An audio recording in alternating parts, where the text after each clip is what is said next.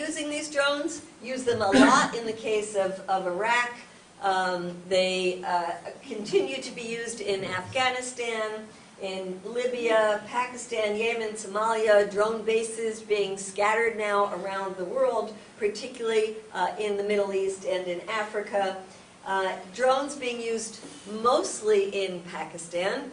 There were about 46 drone strikes under the Bush 8 years. That was really stepped up under Obama. And it turns out that the Obama administration realized that it was very messy to pick people up and throw them into indefinite detention into Guantanamo, that it was actually cleaner and easier to just kill them. And that's what they've been doing. So there are drone strikes in Pakistan now every 4 days. These drone strikes have killed a lot of children, and they have killed a lot of innocent people. But one thing that I find spectacular is that we do not see these drone strike victims on our TV screens. Has anybody here seen a picture of a dead person killed by a drone strike on your TV? So, anybody here have a TV? Not sure about this community. Well, you haven't seen them because they haven't been there. And when you think, just in the case of Pakistan alone, that in 8 years of killing thousands of people, over 3,000 people, we have not seen a drone victim. We don't see kids who are made orphaned by the drones. We don't see kids who are killed by these drones. We don't see or hear about it. And then, to me, that means that Americans don't know this is happening, or don't have any kind of compassion towards the drone victims, because all they hear is militant killed, militant killed, militant killed, and, you know, that sounds like evildoer, justice done. So I dedicate a whole chapter of the book to the drone victims and tell a lot of very poignant stories about who was killed and what was the suffering left in that family, because we have to humanize these victims. And I encourage you to get a copy of the book and read about them. This was a jirga, a community gathering of local elders from the community, and to these remote drone pilots it looked like a gathering of no-good Taliban, and they sent in the Hellfire missiles. They killed over 50 people, the most respected people in the community. You can imagine the kind of hatred that comes out of that. This is a young man who had a cousin who was killed by a drone. He was very upset and was given a chance to go to the Capitol, meet with lawyers, and get trained to be a citizen journalist, since journalists are not allowed into this area. There he is with the gold cap on, sent back into his village to document the drone strikes, and lo and behold, 2 days later, he was killed by a drone strike. So what do the Pakistanis think about all this? They think it's terrible. I mean, these are Pakistanis who are, many of whom in the northern part, in between a rock and a hard place. They do not like the Taliban, they certainly don't like Al-Qaeda, but they don't like the drone strikes either. And when there have been polls that have asked about it, of those Pakistanis who knew something about drones, 97% of them said, we think it's terrible. And they have voted in the Pakistani National Assembly 3 times unanimously, which is pretty much unheard of in Pakistan, to demand that the U.S. stop the drone strikes, saying that they are counterproductive. And they say that while Guantanamo was the best recruiting tool for the Taliban under the Bush administration, it is now the drones that are best recruiting ground for the Taliban. And so they've asked and demanded that the U.S. stop. And the U.S. government says, no, we're going to keep going with this program. And not only that, we're going to start using it in Yemen as well. This is what the former intelligence chief of the Obama administration, who was pushed out because he was against this drone program, said was a whack-a-mole approach to terrorism. Hit them here, they move here, hit them here, they move here, and it just didn't make much sense. There's a really strong piece that was put out by Jimmy Carter, who wrote an op-ed in the New York Times on June 26, and it was called "A Cruel and Unusual Record." And he said, "Despite an arbitrary rule that any man killed by drones is declared an enemy terrorist, the death of nearby innocent women and children is accepted as inevitable. We don't know how many hundreds of innocent people have been killed in these attacks, each one approved by the highest authorities in Washington. This would have been unthinkable in previous times," he says. So in the case of Yemen, you can see how unproductive this is, how counterproductive, by the fact that the very first strike was one that killed 14 women, 4 of whom were pregnant, and 21 children. You would think that would have been a time to step back and say, hey, maybe this is not such a good idea. Also, in the case of Yemen, the U.S. was getting its information from a dictator, Ali Abdullah Saleh, time when people were rising up against him, and to get his political opponents, he started labeling them Al-Qaeda. That's Al-Qaeda, that's Al-Qaeda. And the U.S. was taking this information and using it and killing people who were part of a democratic uprising. The group called Al-Qaeda in the Arabian Peninsula, when the Obama administration started these attacks in 2009, there were maybe about 200 of them in the whole country, and they had control over no territory. Now there's over 1,000 people that are related to these extremist groups, and they control significant territory. There was a wonderful op-ed piece that came out in the New York Times as well just a couple of weeks ago, written by a young Yemeni activist, a 23-year-old. He entitled it, "How Drones Are Helping Al-Qaeda." And he said that they are driving people into the hands of these extremists, not out of ideology, but out of revenge and despair, and that any positive gain that's made by killing a few of the higher level people is outweighed by the anti-American sentiments that result from these drone attacks and how it is radicalizing the population. And then we have an issue that our drones are not just killing other people, they're killing American citizens as well. There was a drone attack under the Bush administration that killed an American citizen, and then there was a drone attack in 2011 that killed 2 Americans. One of them was Anwar el-Awlaki and another man called Samir Khan, and they were both put on the kill list by the Obama administration, killed with a drone attack. And when the ACLU and the Center for Constitutional Rights said killing Americans overseas with no due process, no judicial process, what's this about? They took it to court, and the administration has refused to reveal any information they have as to why they think that this is legal to do. In fact, in terms of legality, I dedicate a whole chapter of the book because it's so important to counter the administration's arguments that says, 1, we're allowed to go wherever we want in the world and kill these people because they travel all over the place, and we have the right by international law to self-defense.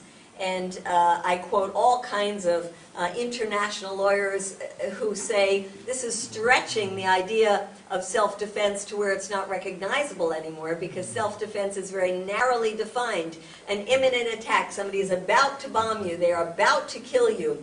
You have given them a chance to surrender, and none of that is true in the drone attacks. We're killing people who might someday, some way, somehow, who knows, maybe want to do us harm. And the other justification that the U.S. is using is that the Congress authorized the use of force after 9/11. Does anybody remember the one congressperson who voted against that green light for the Bush administration? No, it wasn't Kucinich. Barbara Lee, that's right, Barbara Lee. She said, let us not become the evil we deplore. And here we are 10 years later, and they're using that same justification to continue these attacks. Yet many of the legislation was specific, saying that it was to attack people who were involved in the 9/11 attack. And we are killing people who were now maybe 9 or 10 years old at the time of the 9/11 attack. And we are attacking groups like the one in Yemen that didn't even exist at the time of the 9/11 attacks. And then they are justifying the killing of American citizens, which is something quite extraordinary. Raise your hand if you thought you had the right to a judicial process as an American citizen. No more. No more. It has been redefined. You don't have the right to a judicial process. You have the right to this vague thing called due process. And that means that this administration has taken from the courts the power to determine if an American citizen has indeed committed a crime. So I talked about how it took the power away from Congress to declare war. It's now taking the power away from the judicial branch as well. Now, these are things, and there's a lot of people I talk to that are Obama supporters, and that is fine, because I'm not talking about Obama. I'm talking about what is happening in our Congress and in the White House, how this is bigger than any individual president, that these are policies that have carried through from Republican presidents to Democratic presidents, and that this is indicative of how powerful this war machine is. That this kind of thing keeps going and so subverts our democracy. And you have to wonder what the rest of the world is thinking.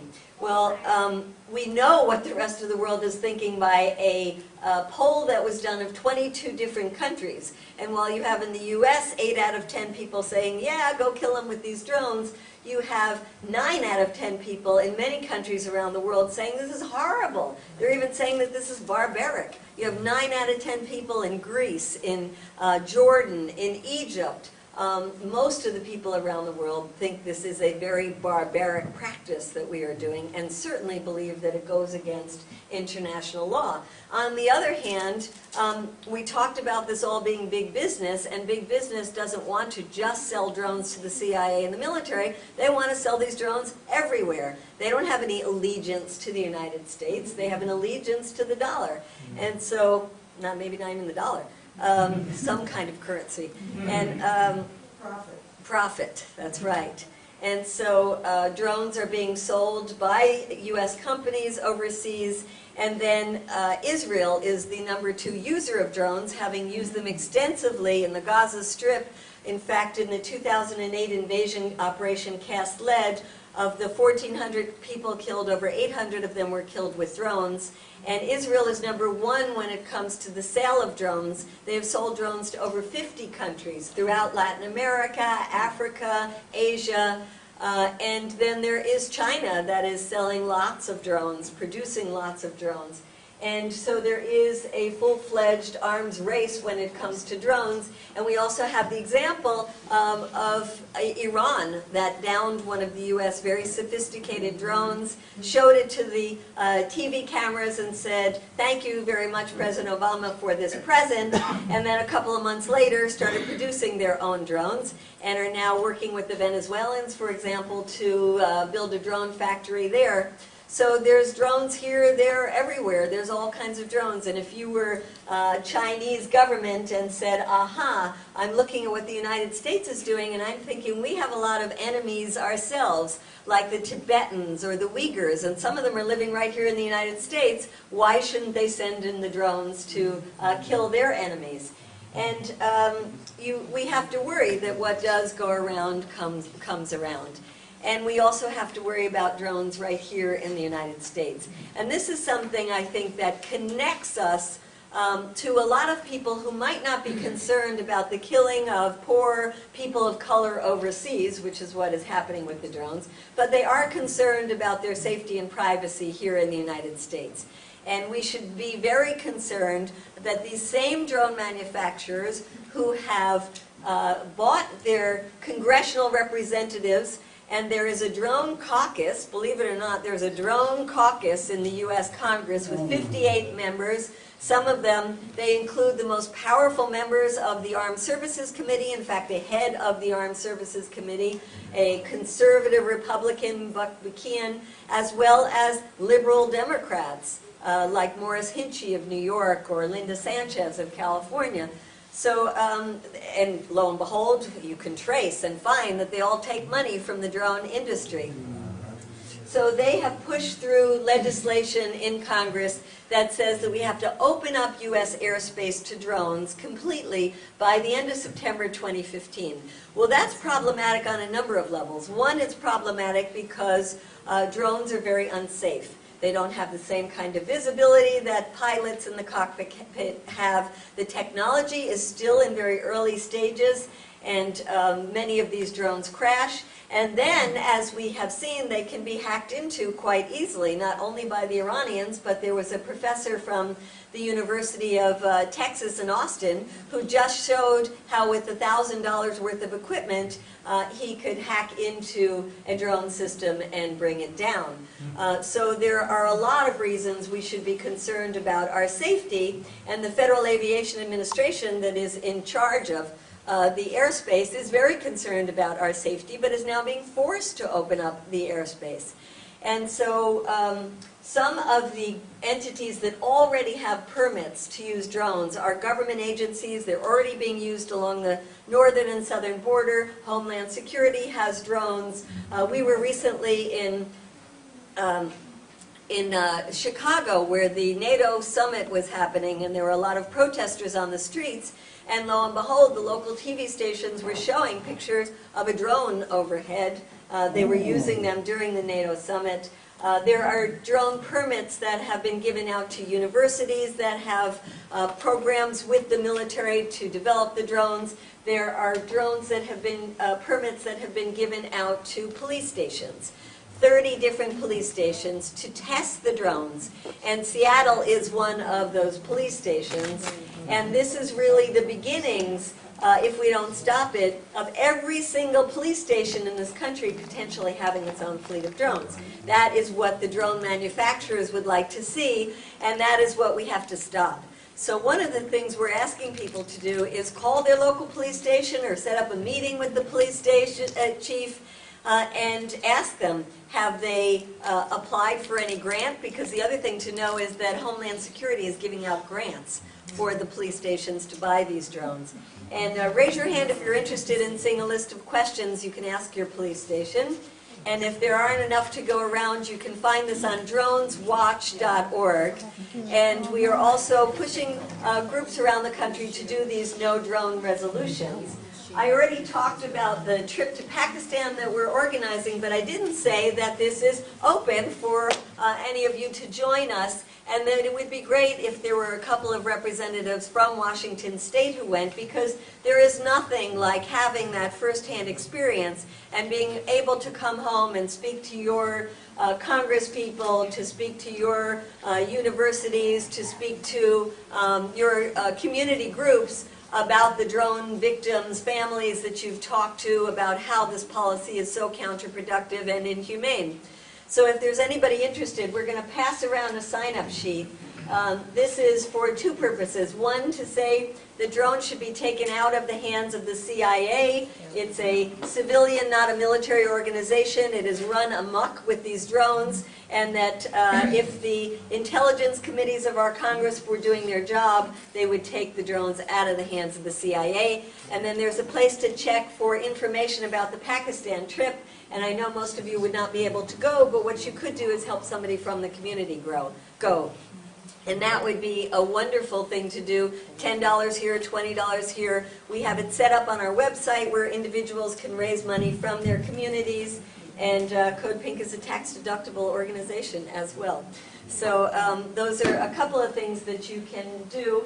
And one other thing is that you might wonder, what is the United Nations doing about all of this? Don't we need some controls on the international level, especially with all these other countries now getting drones?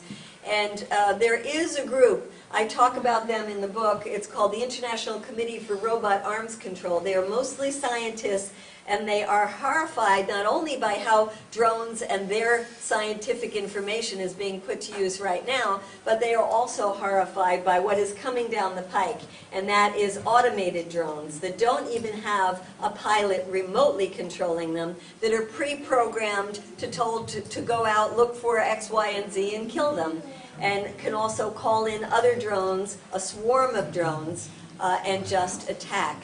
And so they are trying to get a model like the ban that was used to ban landmines and cluster bombs, to try to get a ban on autonomous lethal drones, but we also have to get regulations in place for the use of all kinds of lethal drones. And it is positive that the United Nations has most recently commissioned a report on the U.S. use of drones, and it's very, very critical, saying that the United States is not giving its enemies a chance to surrender, which you're supposed to do, and demands accountability and transparency from the U.S. government, and also says that the U.S. government should give reparations to the drone victims. Unfortunately, this administration, this Congress, is not listening to the UN. But I think as we build our movement and create allies in other countries, we can bring some more force to bear on the United States, because you might know that in the case of landmines and cluster bombs, the U.S. is not using those weapons anymore, but has refused to sign on to the ban. But it's the international shaming that has led to the U.S. not to use them. So if we build a movement that really starts putting pressure on our government, I think we can move towards getting some kind of regulations. Because whether if we're talking about the use of drones here at home or overseas, whether we're talking about spying or we're talking about killing, this technology has far surpassed the regulations that are in place to deal with it. And so we've got to change that. And with that, I would like to open it up for a discussion of what we can do in the community, and also just to mention that I hope you will buy a copy of the book, because it's not only important to have this information so that you can talk to people and dispel the notion that these are surgically precise weapons that are humane, just, and wise, as Counterterrorism Chief Brennan says, but also because the last two chapters are about what we can do and inspire people, and that's what we need to do, is get more people actively involved. And those chapters that highlight some really wonderful examples in our community and around the world of people who are doing things to try to not only rein in these drones, but put an end to all kinds of killing, are great examples to inspire us in our own work. And I talk in the book about a study that was done of 268 different groups that were called terrorist groups, and how in the last 60 years what happened to them. And it shows that the vast majority of them ended not by military action, but lo and behold, by negotiations, by peace treaties, and by better policing. And that only 7% was through military action. And here we are now, over 10 years of using military action, and I think the American people are tired of it, but we have been given only two options. We've been given one option that says we continue with the wars with troops on the ground, very expensive, kill our own people, or we have these cheaper drones that don't put our own sons and daughters' lives at risk. And we've got to say, no, we demand a third way. We demand a third option, and that is bring the troops home now from Afghanistan. Don't wait any longer. Stop the killing with the drones. Don't get involved in new military adventures by the United States alone, as in we are very concerned about all the killing that's happening in Syria, but a U.S. intervention is not the answer. And then also in the case of Iran, to look at how dangerous it is, this constant warmongering around Iran in election time, when both Romney and Obama are trying to say, I'm the best friend of Israel. No, I'm the best friend of Israel. No, I'm the best friend of Israel. It's very dangerous, because we have also been told there's only two options in the case of Iran. One is that there is a military intervention, and the other is that there are strangling sanctions. And we know in the case of Iraq that as these sanctions get tighter and tighter, they really hurt the general public. And so many children died in the case of Iraq. We can't let that happen in the case of Iran. So there is something different. It's called negotiations. It's called peaceful resolutions. And if you remember back in the days when Barack Obama was running for office, and there were these debates, the most applause that Barack Obama ever got in the debates, in all of them, was when he said, I am willing to go anywhere, anytime, and talk. I am a president who believes in talking. And people just went wild, because that's what people want. We want us to talk to our enemies, our adversaries. We want to win them over rather than to kill them. So thank you for being here today and all the work you're doing, and let's win over our enemies and stop killing them.